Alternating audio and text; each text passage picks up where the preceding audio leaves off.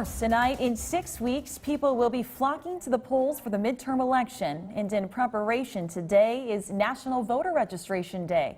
It's time to make sure voters are ready to cast their ballots. KIMT News 3's Annalise Johnson joins us now to tell us about local efforts. And Annalise, what are people in Rochester doing to gear up for the November election?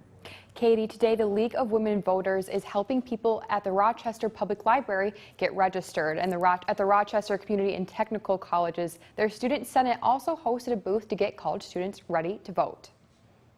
Student Senate Treasurer Megan Jarrett and recent RCTC graduate Hazel Thorpe, a member of LEAD MN, are registered to vote. I grew up in a house that my parents taught me that it was important to be civically engaged. Are you registered to vote?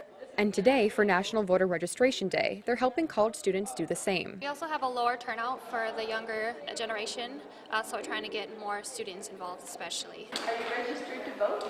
I am. At the Rochester Public Library, Deborah Duffy-Smet and other members of the League of Women Voters are also helping people get ready for the polls. To register voters who maybe they've moved or they have their new citizens or they've never voted before.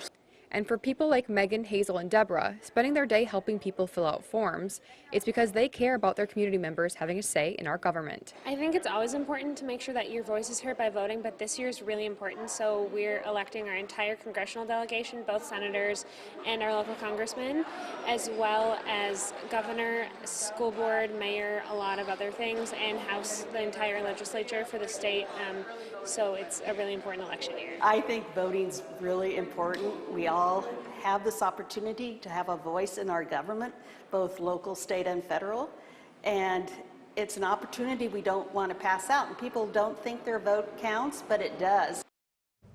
And if you missed out on registering at the library or RCTC today, people in Olmsted County can register at the Government Center, and Cerro Gordo County residents can return a voter registration form to the county auditor's office. You can also register through Iowa or Minnesota Secretary of State's website, depending on where you live. All right. Thank you, Annalise. And in both Iowa and Minnesota, you can register and cast your vote on Election Day, but you'll need to be sure to bring proof of identification and proof of residence.